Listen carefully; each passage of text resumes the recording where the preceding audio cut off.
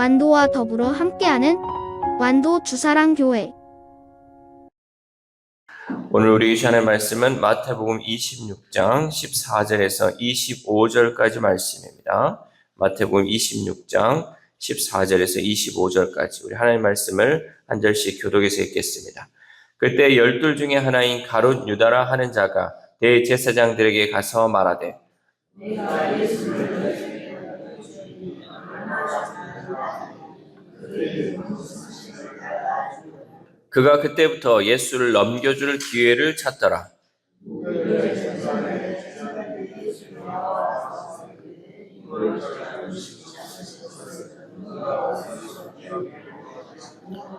이르시되 성한 아무에게 가서 이르되 선생님 말씀이 내 때가 가까이 왔으니 내 제자들과 함께 유월절을 네 집에서 지키겠다 하시더라 하라 하시니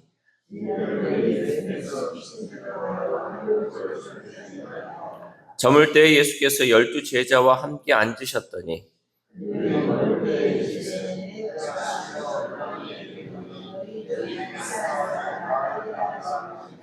그들이 몹시 근심하여 각각 여짜오되 주여 나는 아니지요.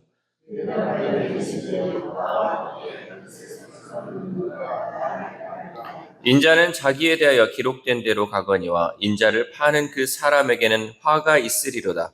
그 사람은 차라리 태어나지 아니하였더라면 제게 좋을 뻔하였느니라.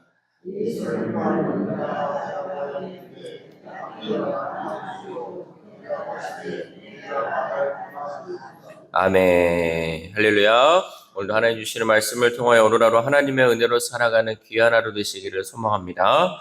오늘 본문에서 이 가룟 유다는 은밀히 예수님을 팔기로 결심하고 종교 지도자들은 사람들의 눈을 피해서 예수님의 잡을 기회를 찾고 있는 이 장면이 보여지고 있습니다. 근데 반대로 이 예수님은 또한 제자들과 유월절을 준비하시며 유다의 배신을 미리 말씀하시죠. 이 이야기는 한 제자의 배신 속에서도 또 배반 속에서도 구원 계획을 이루어 가시는 하나님의 주권과 은혜를 우리에게 보여주고 있습니다. 그러니까 이런 배신이 있고 이런 배반이 있음에도 불구하고 하나님은 여전히 계속해서 구원의 계획을 이루어 가신다라는 거죠. 그렇다면 오늘날 수많은 유혹 속에서 우리는 어떤 믿음으로 살아야 할까요? 먼저 우리는 자신의 연약함을 인정하며 더욱 주님을 의지해야 합니다. 우리 14절 말씀 시작. 그때 12 중에 하나인 가룟 유다라 하는 자가 대제사장들에게 가서 말하되 아멘. 예수님의 십자가 여정이 이제 본격적으로 시작되는 시점에서 12 제자 중 하나인 이 가룟 유다가 드디어 등장을 합니다. 그러니까 지금 이름 없는 군중이 아니라 예수님을 파는 자가 어디에서 나왔냐 그러면 예수님의 이 12 제자 공동체에서 예수님을 배반하는 그 사건이 일어났다라는 거죠. 여러분, 원수는 어디에 있다고요? 가장 가까이에 있어요. 원수는 가장 가까이에 있고요. 예수님의 배신, 그러니까 예수님의 제자 중에서 이렇게 가까운 사람 중에서 이러한 배신이 일어났다라는 거죠. 그래서 유다는 제사장들에게 먼저 가서 예수님을 넘겨주면 얼마를 주겠냐고 묻죠. 우리 15절 말씀. 시작. 내가 예수를 너희에게 넘겨주리니 얼마나 주려느냐 하니 그들이 은 30을 달아 주거늘. 아멘. 유다는 은 30을 대제사장들에게 받고 예수님을 넘겨줄 기회를 찾으며 눈에 보이지 않는 곳에서 계속 배신의 때를 계산하기 시작했습니다. 이제 유다의 이 눈빛이 이제 이 사건으로 인해서 달라졌어요. 예수님을 대함에 있어서 언제 저 사람을 잡아 넘길까? 계속 바라본다는 거예요. 그러니까 우리가 예수님을 바라봄에 있어서 예수님께 내가 예수님을 찬양하고 예수님께 감사하면서 주님을 사랑의 눈빛으로 바라본 것이 아니라 나의 욕심을 채우기 위한 방편으로 삼았다는 거죠. 예수님 넘겨주기만 하면 이 은 30이 내 것이 되기 때문에 그 기회만을 찾는다고요. 그런데 여러분, 이 모습이 혹 나의 모습은 아닙니까? 우리들도 나의 욕심과 불신앙 때문에 예수님을 주님이 아니라 내 기대를 채우지 못한 분으로 대하고 있지는 않습니까? 오늘 본문은 우리에게 나는 주님을 더 가까이 따를 기회를 찾고 있는가? 아니면 내 욕심을 채울 기회를 찾고 있는가라고 질문하고 있다는 거죠. 그러니까 예수님을 바라봄에 있어서 내가 어떻게 하면 주님을 더 가까이 모실 수 있을까? 내가 어떻게 하면 주님을 나와 정말 가까이 할 수 있을까라고 고민하는 것인지, 아니면 이 예수님이, 이 주님이 정말 내가 기도하는 거 채워줄 수 있는 분인가? 라고 바라보고 있는지 우리에게 질문하고 있다는 거죠.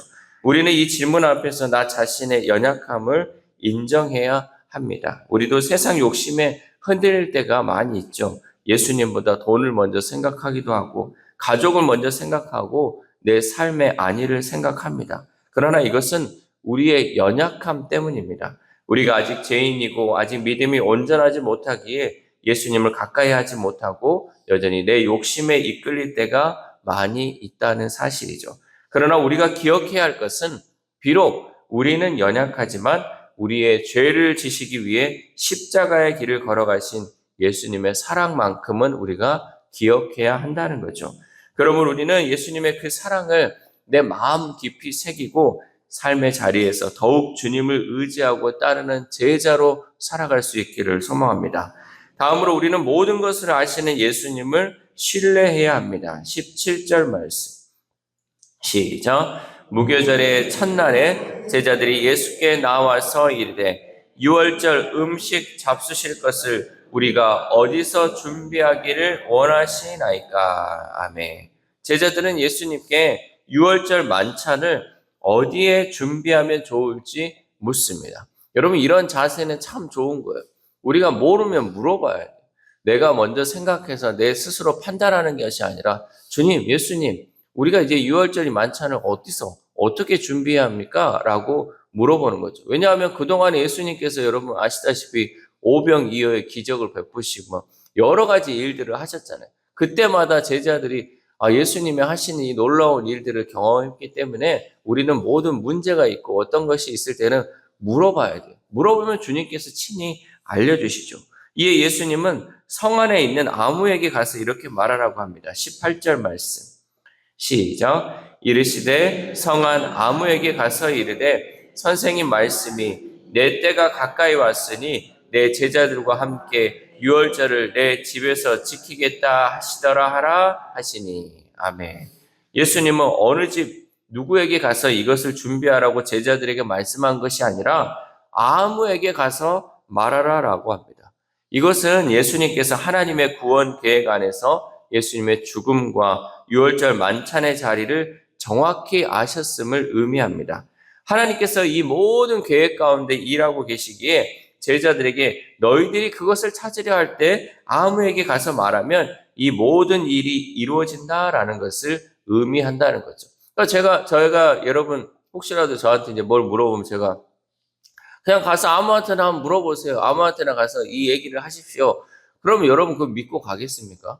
아니 도대체 나 어떤 사람한테 가야 되는지를 나한테 말을 해줘야지 내가 김서방을 찾든지 박서방을 찾든지 가서 얘기를 할 거 아닙니까? 누구 집에 가라는 것도 아니죠. 그냥 가서 아무에게나 말하면 이것을 알려준다라는 것을 의미하는 거. 이것이 여러분 하나의 믿음이에요.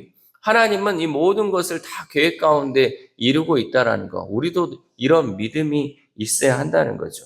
이렇게 배신의 음모 속에서도 예수님은 순종의 한 사람, 그 한 사람을 통해서 집을 사용하시고 마지막 식탁을 통해 새 언약을 준비하셨습니다. 여러분, 우리 삶에도 위기와 오해, 관계의 깨짐과 배신 같은 힘든 일들이 찾아오기도 합니다. 겉으로 보이기에는 사람들이 움직이고 상황이 꼬이고 내 힘으로 어찌할 수 없는 것처럼 보입니다. 그러나 오늘 본문은 혼란한 상황 속에서도 예수님이 모든 것을 알고 계시며 모든 것이 하나님의 계획 가운데 있음을 가르쳐주고 있습니다. 우리가 살아가는데요, 여러 가지 복잡한 것처럼 보여요. 정말 꼬인 것처럼 보여요. 그러나 이 예수님께서 말씀한 것처럼 모든 것이 다 하나님의 계획 안에 이루어지고 있기 때문에 우리는 믿음으로 그 일을 행하면 된다는 거죠. 내가 정말 주님의 말씀에 따라서 정말 주님이 행하라고 하신 대로 그 말씀에 순종하고 가면 하나님의 구원 계획 안에서 모든 일이 이루어진다라는 거죠. 그러므로 우리는 보이지 않는 곳에서 오늘도 조용히 일하고 계신 그 예수님의 손길을 믿고 순종으로 오늘을 준비하는 예수님의 참된 제자가 될 수 있기를 소망합니다. 마지막으로 우리를 회개의 자리로 부르시는 주님의 은혜를 기억해야 합니다. 21절 말씀. 시작. 그들이 먹을 때에 이르시되 내가 진실로 너희에게 이르노니 너희 중에 한 사람이 나를 팔리라 하시니. 아멘. 예수님은 유월절 만찬 자리에서 제자들 중에 하나가 당신을 팔 것이라고 말씀하셨습니다. 이에 제자들이 보인 반응에서 우리는 중요한 차이를 보입니다. 예수님이 이제 갑자기 만찬을 하다가 너희 중에 나를 한 사람이 판다라고 얘기를 하죠. 다른 제자들이 그것을 듣고 깜짝 놀라서 이렇게 물어봅니다. 22절 말씀. 시작. 그들이 몹시 근심하여 각각 여짜오되 주여 나는 아니지요. 아멘. 이 제자들이 예수님을 뭐라고 불렀어요? 주여라고 불렀어요. 주여, 주여, 나는 아니지요. 그런데 여러분, 이 반응을 주님을 부르는, 예수님을 부르는 반응이 이 가룟 유다는 달라요. 25절 말씀. 시작. 예수를 파는 유다가 대답하여 이르되 랍비여 나는 아니지요. 대답하시되 네가 말하였도다 하시니라. 아멘. 가룟 유다는 뭐라고 물어봐요? 랍비요. 그러니까 다른 제자들은 예수님을 주님으로 모시고 있는데 이 가룟 유다는 예수님을 랍비라고, 선생님이라고 생각하고 있었다는 거죠. 여러분, 같은 식탁에 앉아서 같은 빵을 먹고 같은 말씀을 듣지만 예수님을 향한 호칭과 마음은 전혀 달랐다는 거죠. 똑같은 말씀을 듣고요. 똑같은 것을 먹고 똑같은 그 자리에 있었지만 어떤 사람들은 예수님을 주님이라고 부르고 어떤 사람은 예수님을 선생님이라고 부른다라는 거죠. 여러분, 우리도 매주 예배와 또 성찬의 자리, 또 식탁의 교제 가운데 있습니다. 똑같은 말씀을 들어요. 똑같은 자리에서, 똑같은 환경 속에서 우리가 하나님의 말씀을 듣는데 어떤 사람은 믿음이 점점점 자라는 사람이 있고요. 어떤 사람은 그 말씀에 따라서 내 마음에 시험이 오고요. 예수님을 멀리하는 사람이 있고 그저 예수님의 말씀을 세상의 좋은 말씀의 선생님의 말씀으로 생각하는 사람이 있다라는 거죠. 내 마음은 어디에 있습니까? 나는 정말로 예수님을 주님으로 고백하며 내 삶을 내어드리고 있습니까? 아니면 여전히 좋은 선생님, 필요할 때 도움을 주시는 분 정도로만 대하며 내가 원하는 만큼만 관계를 유지하려 하고 있습니까? 특별히 바라옵기는 오늘 우리의 마음을 예수님께 솔직히 내어놓고 예수님을 다시 한번 내 삶의 주인으로 모실 수 있기를 소망합니다.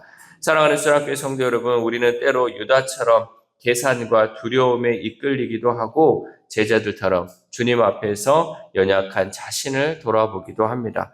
그럼에도 예수님은 여전히 우리를 식탁으로 부르시고 자신을 떼어주시며 너희를 위하여 주는 나의 몸이다 라고 말씀하십니다. 그러므로 우리의 예배와 성찬 또한 매일의 기도가 내 마음을 숨김없이 예수님께 내어놓는 시간들이 될 수 있기를 소망합니다. 그래 우리가 예수님 앞에 설 때까지 예수님을 주님으로 고백하는 복된 삶을 살아가는 우리 모두가 될 수 있기를 소망합니다. 이 새벽 우리가 함께 기도할 때 하나님, 우리가 예수님을 나의 욕심을 채우는 분이 아니라 진정한 나의 주님으로 모시는 삶을 살게 해달라고 기도합시다. 또한 오늘 하루를 살아감에 있어서 위기와 오해 혹은 관계의 깨어짐이 있다 할지라도 나의 모든 것을 아시는 예수님을 신뢰하며 예수님께서 이 모든 것을 회복시키신다는 믿음으로 예수님을 의지하며 살아가는 저 여러분 되시기를 주님의 이름으로 소망합니다. 기도하겠습니다. 하나님 감사합니다. 오늘도 가롯 유다의 배신을 통하여서 하나님 우리가 세상의 유혹 가운데 어떻게 흔들릴 수 있는지 또 이 믿음을 어떻게 지킬 수 있는지 말씀을 통해 깨닫게 하심에 감사를 드립니다. 그저 우리가 과거에 정말 가롯 유다는 돈에 눈이 멀어서 예수님을 팔았다고 하나님 이 본문을 받아들이는 것이 아니라 이 가롯 유다가 나의 모습은 아닌지를 잘 돌아볼 수 있도록 도와주시옵소서. 우리도 때로는 예수님보다 돈을 먼저 생각하고 또 내 가족을 먼저 생각하고 직장을 먼저 생각할 때가 많이 있었습니다. 그것과 유다와 우리의 모습과 뭐가 다르겠습니까? 주님, 이제는 나의 연약함 주님 앞에 내어놓고 주님께 이 모든 것 드릴 수 있는 우리의 마음이 될 수 있도록 도와주시옵소서. 또한 하나님, 우리가 정말 예수님을 나의 주님으로 모시고 있는지 다시 한번 내 마음을 점검합니다. 내가 그저 나의 삶에 여러 가지 도움을 주기에 예수님을 따르는 것은 아닌지, 또 내 기도에 응답하시는 분위기에 하나님, 예수님을 부려먹기 위해서 예수님 앞에 나오는 것은 아닌지, 하나님, 우리의 마음 철저하게 주님 앞에 내려놓고 이제는 나의 주님임을 고백하며 예수님의 제자다운 삶을 살아가는 우리 주사랑 공동체 될 수 있도록 도와주시옵소서. 또한 아픈 환우들을 위해서도 기도합니다. 하나님, 이 환우들의 마음이 정말 예수님을 나의 주님이 아니라 내 병을 고쳐줄 그저 한 분으로 생각하고 있지는 않은지 그들 마음 가운데 다시금 이 마음 돌이켜서 진정한 나의 구주시며 나의 주님이심을 고백하는 우리 환우들의 삶이 될 때 하나님, 그들 가운데 치료의 광선을 발하여 주시고 온전하고 깨끗하게 치료되는 역사가 이루어질 수 있도록 도와주시옵소서. 또한 우리의 다음 세대, 우리의 자녀들이 있습니다. 하나님, 우리의 자녀들, 하나님, 믿음의 길을 저버린 자녀들도 있고 정말 주님의 말씀을 온전하게 믿지 못하는 자녀들도 있습니다. 주님, 우리가 간절히 기도하옵기는 우리 자녀들의 마음 문이 열려서 예수님을 나의 주님으로 고백하면서 온전한 주님의 제자로서의 삶을 살기를 간구하오니 우리 자녀들 하나님께서 그 마음 열어주시고 성령께서 그 마음 감동시켜 주심을 통하여서 온전한 하나님의 사람으로 살아가는 우리의 자녀들, 우리의 다음 세대들 될 수 있도록 도와주시옵소서. 또한 오늘 하루를 살아갑니다. 하나님, 오늘도 이 불편하지만 우리에게 주신 이 말씀 들고 살아가오니 하나님, 이 말씀이 내 삶 가운데 움직이는 힘이 되게 하시고 예수님을 나의 주님으로 고백하는 귀한 하루 될 수 있도록 도와주시옵소서. 이 모든 말씀 우리를 구원하여 주신 예수 그리스도의 이름으로 기도드립니다. 아멘.